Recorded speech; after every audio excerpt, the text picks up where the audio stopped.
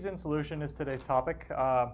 It's the link between, talking about buffers and getting into our final topic for this whole unit, which is weak acid or weak base titrations.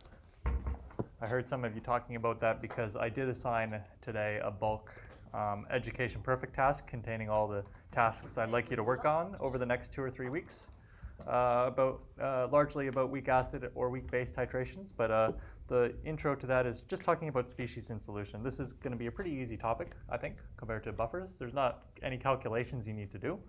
It's all about just recognizing all the different species and the relative concentrations of those species in a solution. So a solution is formed by mixing, what we call a solute into a solvent.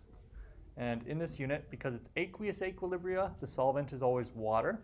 But with organic chemistry, a lot of organic molecules, they're fairly nonpolar. You want to dissolve them in something maybe like diethyl ether or acetone, any sort of more organic polar solvent or nonpolar solvent. But the solute we're talking about are often weak acid or weak bases, or sometimes weak acid salts or weak base salts, that dissolve and then partially dissociate. Cool. Now we know that in a solution of water, it's more complex than what we learned about at junior science, because the solution of water isn't just pure H2O molecules. It contains 2 other species in small amounts, equal concentrations at a pH of 7 of hydroxide and hydronium, due to the dissociation of water when water reacts with another water molecule, right? One of those water molecules accepts a hydrogen and one donates a hydrogen, so that's how we get the 2 species, hydroxide and hydronium. But those species are in very small quantities. Water is the dominating species in terms of the concentration. Cool? So we know that these species are in a solution of water. We can't forget that hydroxide and hydronium are always there from the water. We're going to look at some scenarios, different scenarios, and identify the relative amounts of species in each solution. So in aqueous solutions, like I said, water will always be present in the highest concentration. This goes for anything. If I'm looking at a weak acid solution or a weak base solution, we can't forget that water has the highest concentration. So small quantities of H0 plus and OH minus are always present. And we're going to depict the relative concentrations in the form of bar graphs for this lesson. So we can see here in this bar graph, the concentration of water is many times greater than the next species. So if we're looking at a solution of salt, sodium chloride and water, we got the salt ions with the next highest concentration and so on. So the bar graphs are what we're going to use today. So we know that a strong acid dissociates completely, and we need to recognize or remember that definition today. Because when a strong acid dissociates completely, there's none of that strong acid left. It's not a species in the solution. It doesn't exist. It's all gone. It has all dissociated. So when you're talking about what species exists in a solution of a strong acid solution, I couldn't say, for instance, that there are any HCl left, because it's all dissociated to form hydronium ions or chloride ions, right? Whereas with a weak acid, we know weak acids partially dissociate, and such a small amount of a weak acid dissociates. Remember that assumption we made in our calculations that basically at equilibrium, the concentration of a weak acid is basically the same as when we first mixed it with water, because so little of it dissociates, that the amount of weak acid left at equilibrium is still pretty darn high, and the amount of the dissociated species, the hydrogen from the dissociated acid, and the conjugate base species are in such small amounts that they're represented with very small bars on the bar graph. So in a weak acid, there will be mostly the original acid in the final solution, but don't forget that water is still present in the highest concentration. Cool? So this is our first of about 6 scenarios. Let's look at the strong acid scenario. It's one of the simplest ones. When you have a strong acid reacting with water, we know the strong acid dissociates completely to form hydronium and chloride. And that's why in this bar graph you don't see a bar representing HCl. The HCl doesn't exist in solution. But there is a tiny amount of hydroxide. So remember that even though it's a strong acid solution, pH of 1, there's still hydroxide there, tiny amount, due to the dissociation of water. Cool. Strong acids, if we're talking about their properties, we know they're going to be a good conductor because of all these ions, because of the strong dissociation of that acid. So to summarize each of these 6 scenarios we're going to go over, it's not really the written information you need to write down frantically. Just draw sketch a simple picture of the bar graph. So for a strong acid case, we have lots of the hydronium and the salt, the anion from the acid, and a tiny bit of hydroxide. That's the key information here. Cool. What do you think we're going to look at next? Yeah, weak acid. There we go. Look at how they compare and what the changes are that we saw there. So for this one, because so little of the weak acid dissociates, it's present next to water in the highest concentration. We have relatively equal amounts of the conjugate base and the hydronium. But are they exactly equal? Why or why not? Yeah. Well, they can't be exactly equal because some of it will come from the water dissociating. Perfect. Yeah, so the water dissociation means that there is actually a tiny bit more or a tiny increase in the concentration of hydronium compared to the conjugate base. But yeah, relatively equal amounts of both. And hydroxide, there is some, but it's the lowest in terms of its abundance or concentration on the bar graph. So that's the difference between a weak acid and a weak base. Here we have 4 species on a graph, right? Where, with the strong acid case we looked at before, there were 3 species on a bar graph. 3 versus 4. Keep in mind, can you name all those species? Do you understand what's happening in solution?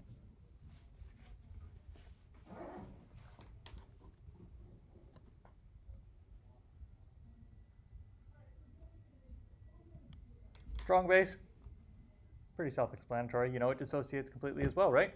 So we form, in this case, with sodium hydroxide, a heap of sodium ions, a heap of hydroxide ions, and due to the dissociation of water, a little bit of hydronium as well. You know they're going to be good conductors as well due to that dissociation, producing lots of ions. And no strong base will be left in the mixture, right? So there's no sodium hydroxide in terms of species that are present. There's only 3 species on this bar graph.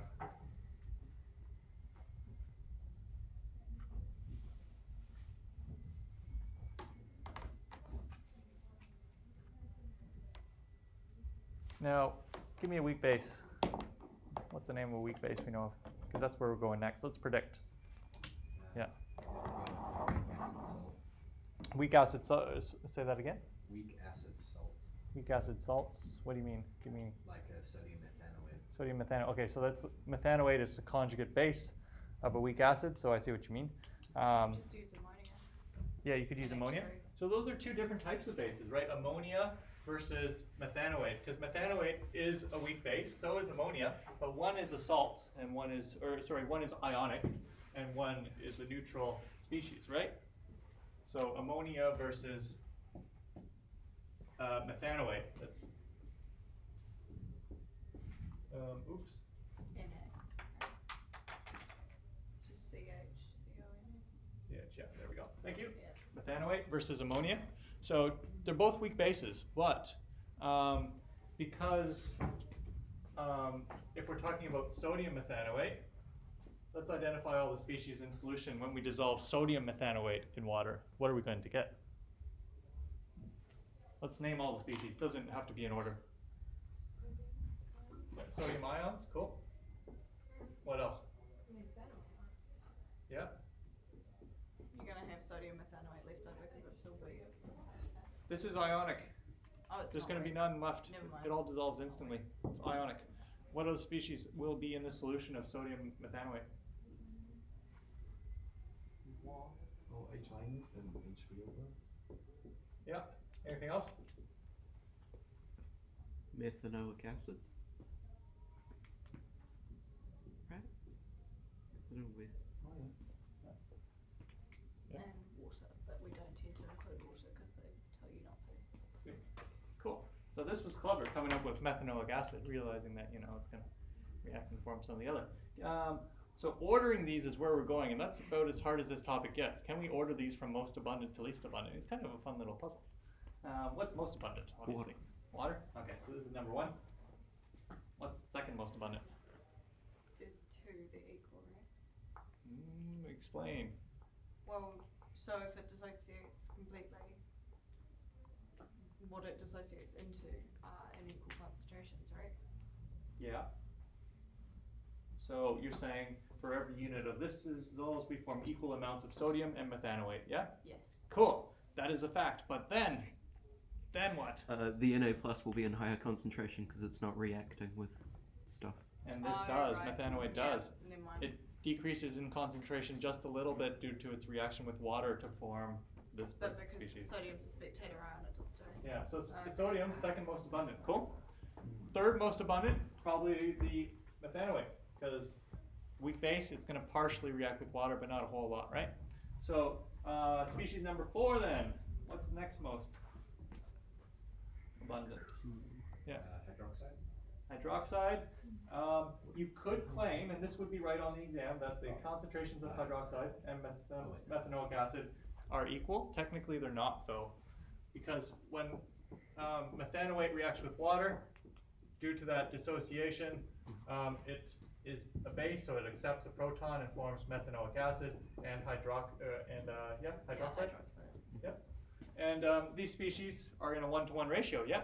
So it'd be fair to say that the concentrations of these two species are equal. They're rated the same in terms of their abundance.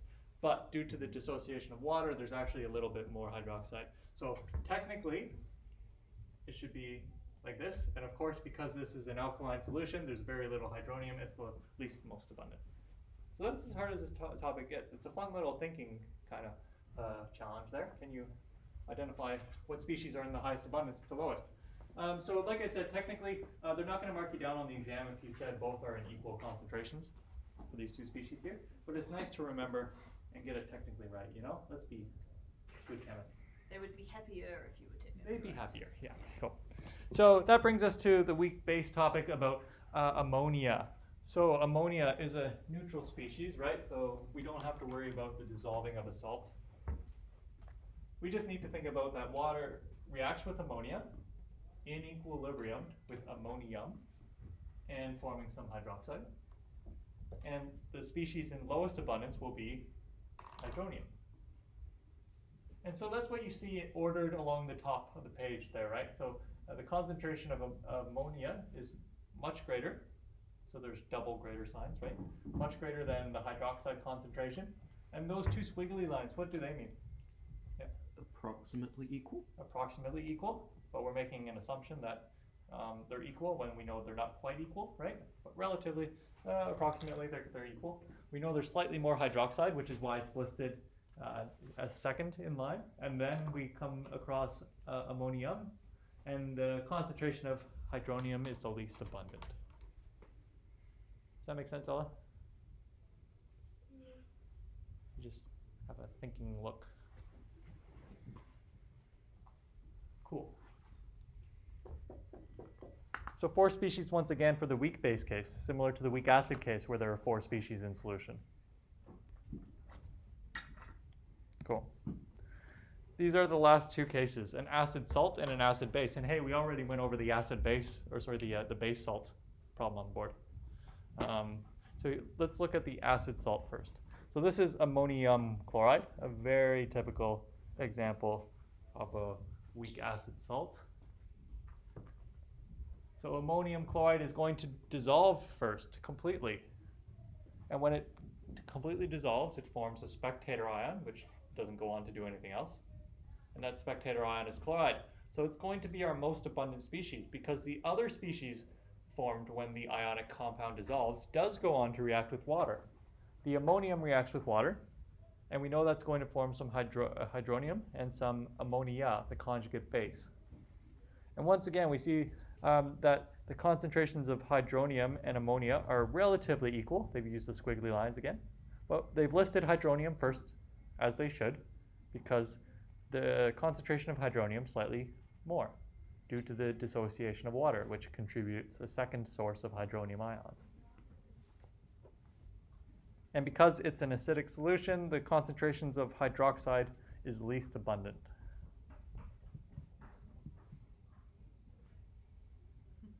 So there's 5 species on our bar graph.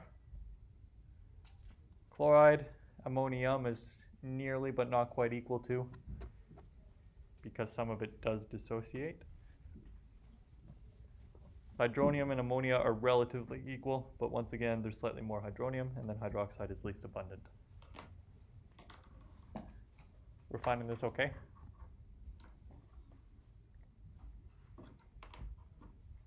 And the last one we already took up on the board.